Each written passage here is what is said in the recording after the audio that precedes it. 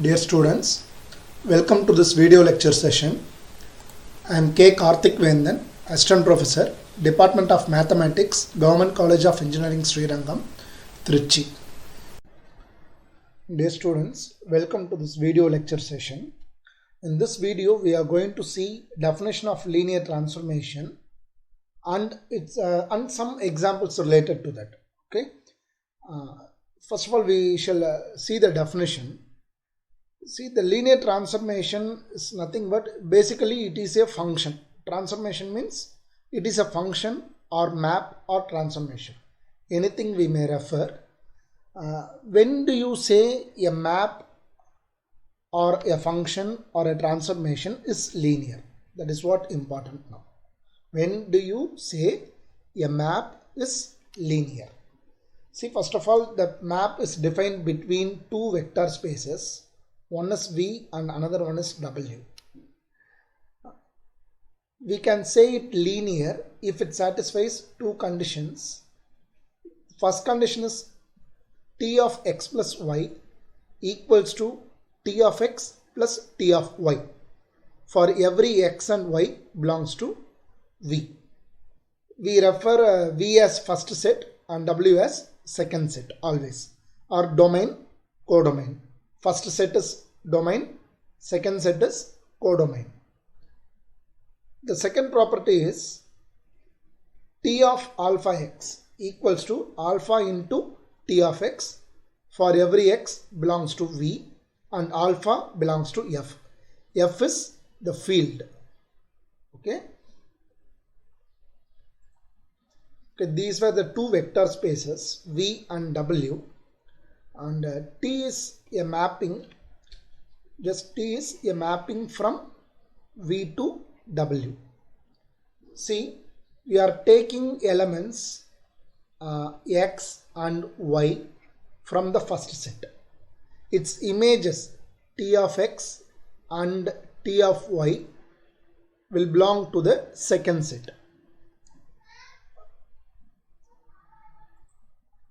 See, the condition is here x and y belongs to V means therefore x plus y also belongs to V. That is x plus y also belongs to V, and T of x plus y belongs to W, as well as T of x plus T of y also belongs to W. When you say the mapping is linear, one condition is this T of x plus y must be equal to T of x plus T of y. This is one condition. Another condition is alpha x will belong to the first set and T of alpha x will belong to the second set. Why? Because it has been mapped by the transformation T. The condition is the map to be linear is T of alpha x must be equal to alpha into T of x. So, if the map satisfies these two conditions, we can say this T is linear. This T is linear. Okay. Now, let us discuss some examples to get a clear-cut view. There are maps which are not linear and there are maps which are linear. We shall see some examples and counter examples also. Okay. This is problem number 1. Check T from R3 to R2. This R3 is called input, that is first set, and R2 is called output, second set. Defined by T of x comma y comma z equals to x comma y plus z is a linear transformation or not. Before proceeding into the problem, we should keep one thing in mind. What is the input and what is the output? And what is the transformation? Okay. Here the input is R3 and the output is R2. The transformation is denoted by T. See, listen here. T takes the input from R3. Okay. T takes the input from R3 and gives the output on R2. Okay, see, T takes the input on R3, this belongs to R3, and it gives the output on R2. Now we have to check whether this transformation or mapping or function is linear or not. Okay, that is our objective. For this we have to check two conditions. One is T of u plus v equals to T of u plus T of v, and the another condition is T of alpha u equals to alpha into T of u. Okay, now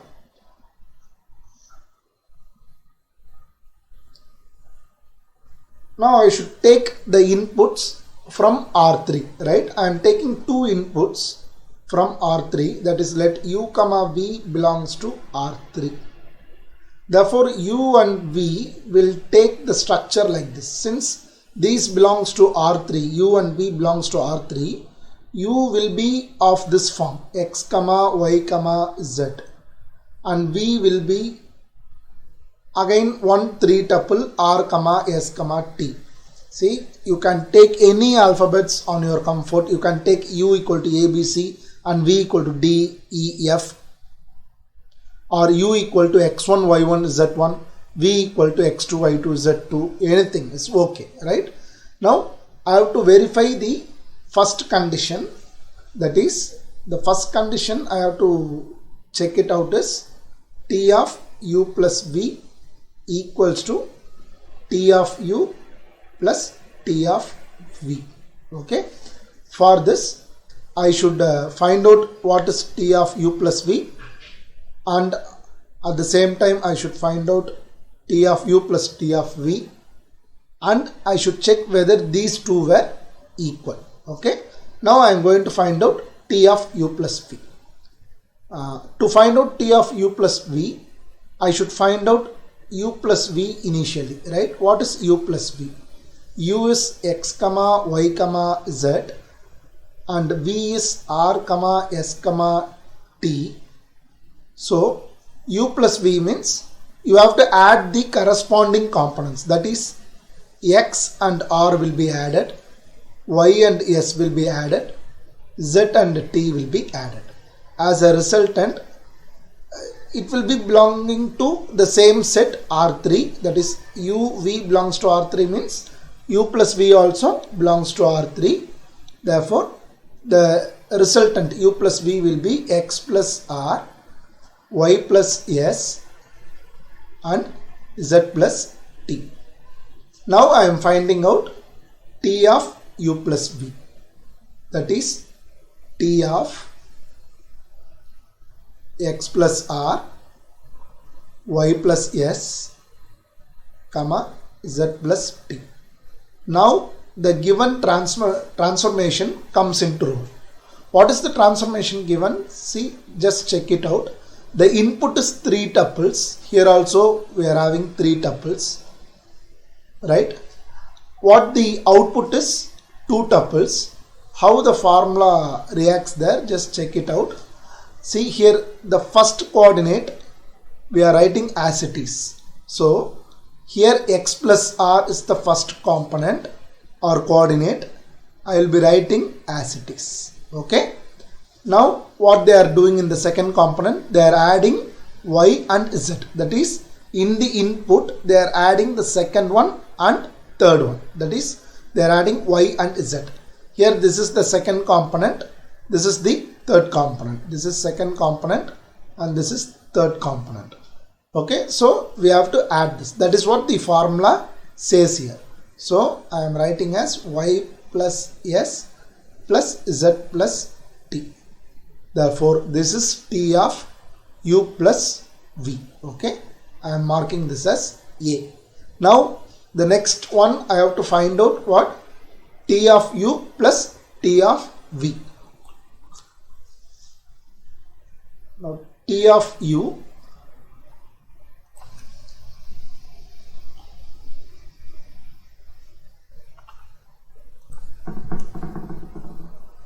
now T of u plus T of v equal to That is T of u is x comma y comma z plus T of v is v we have written as r comma s comma t. Now I am applying the formula. What is T of x comma y comma z? The formulas we are applying straight away, x comma y plus z. Similarly for this I will have r comma s plus t. Now we are adding these two. So the respective components will be added. X and r will be added so that I am getting x plus r, and the second components will be added. We have to add the corresponding components. That's it. So y plus z plus s plus t. So this is another equation, right? Now refer A and B. See the right hand side. We are having the same quantity here as well as here, x plus r and x plus r. Here y plus s plus z plus t. Here also we are having the same. So the resultant is, one condition is verified. T of u plus v equals to T of u plus T of v. One condition is verified. The next condition we have to check out is T of alpha u must be equals to alpha into T of u. Now what is alpha u first? I have to find out alpha u. Right. Alpha u is, that is alpha into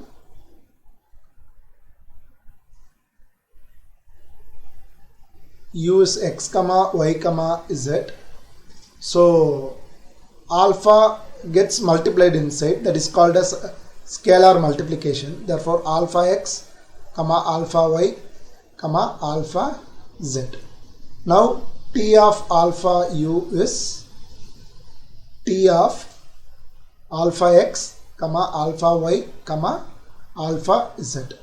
Now I am applying the formula for T. The formula for T says the first component should be written as it is, and I have to add the second and third components in the output. So it will be alpha y plus alpha z. Let this be number C. Okay. Now I have to find out alpha into T of u. What is alpha into T of u?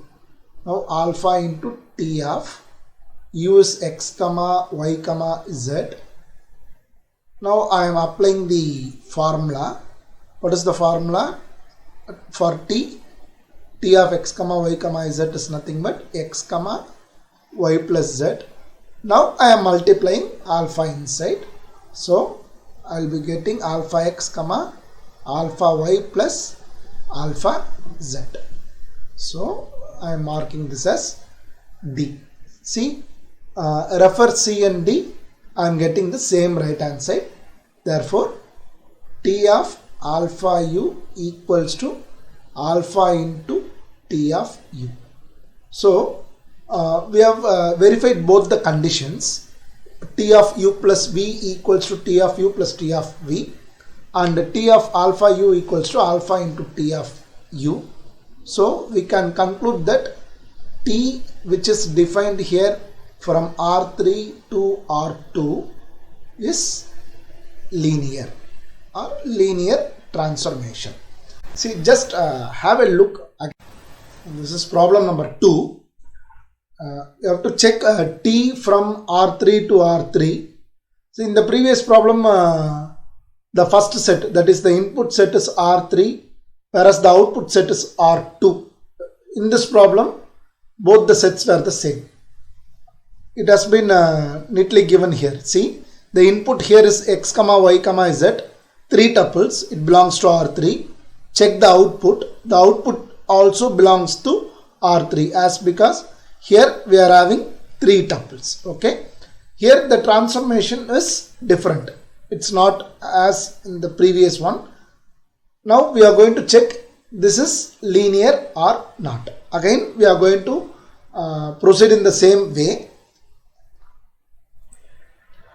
I am taking u and v belongs to R3. That is, I should take the input from the first set. since it has been from R3, the R3 structure is 3 tuples, u equal to x, y, z, and v will be of the form r, s, t. Okay, again I should check both the properties. I am checking out the first property, that is t of u plus v equals to what? T of u plus t of v. That is what I have to verify. That is t of u plus v equals to t of u plus t of v. This is what I have to verify. For this I have to find out u plus v. What is u plus v? U is x, y, z, and v is r, s, t. So u plus v will be x plus r, y plus s, and z plus t. Okay. Now what is t of u plus v? That is t of x plus r, y plus s, z plus t. Now what will be the next step? Here only the formula t comes into action, right? See here, this is what the source formula they have given. What is this? The input is 3 tuples, so this is 3 tuples. I can, for example, I can name this as capital X for easier reference. Capital X, capital Y, capital Z. Okay. Now just I am substituting as per the formula. Here what is the output? The first component x is written as it is. So I should write the first component as it is, x plus r. The next one, they have written y plus z. Here y is this and z is this. So I am adding these two. That is y plus s plus z plus t. And check out the last one. It is quite interesting. This one is not depending on the input. Simply they are writing it as 1. That's it. It is not at all depending on the left hand side. Okay. So this is what t of u plus v. Therefore I am naming this as a. Now I should find out t of u plus t of v. Now I am writing what is t of u. T of u is t of x, y, z plus t of v is r, s, t. Now I can straight away apply the formula. What is the formula for this? X, y plus z, 1. And t of r plus r, s, t is r, s plus t, 1. Okay. Now we have to add these two components, right? Add these two outputs. So what I will get? The respective components must be added. So x plus r, then this component and this component will be added. That is y plus z plus s plus t, and 1 plus 1 gives you 2. Now I should go for a. What is that? See, check it out. Is a and b are same? No, it differs by the third component. That is, here it is 1, here it is 2. So t of u plus v is not equal to t of u plus t of v. So you can come to a conclusion, t is not linear. Okay. See, for we have to prove t is linear, it should satisfy two conditions. If any one condition is failed, you can clearly come to a conclusion that it is not at all linear. You no need to check for the other conditions. Okay. Some may have checked the second condition also initially. There is no need of compulsion that the verification should be done in order. The first condition may be done in the second also. That is, you can check t of alpha u equal to alpha into t of u also initially, and then also you can come here. Okay. So if any one fails, you can come to a conclusion that t is not linear. So I am here checking out the second condition also to give some clarity whether that is satisfying or not. That is T of alpha u equals to alpha into T of u is what the second condition. Now what is alpha u? Alpha u is alpha into x comma y comma z. So it is alpha x comma alpha y comma alpha z. So what is T of alpha u? T of alpha u is T of alpha x comma alpha y comma alpha z. The transformation is alpha x. I am applying the formula, so I will get this. Now let this be C. Now what is alpha into T of u? Alpha into T of u is alpha into T of x comma y comma z. Now the formula for T gets into role, that is x comma y plus z comma 1. Now the alpha is multiplied inside, so I will get alpha x, alpha y plus alpha z comma alpha. See, this condition is also not satisfied. Okay, this condition is also not satisfied. So you can simply write it as T of alpha u is not equal to alpha into T of u. Therefore, T is not linear. Okay. See, it is not mandatory to check the second condition when the first one is failed. You can straight away write out there itself T is not linear. For the sake of better understanding only, I have checked this condition also. But in exams, not at all needed. But if the first condition is accepted, you have to go for the second condition. Okay. If the second condition is failed, then also you must write it T is not linear. If both the conditions are verified only, if both the conditions comes true only, you can write out T is linear. Okay. Thank you.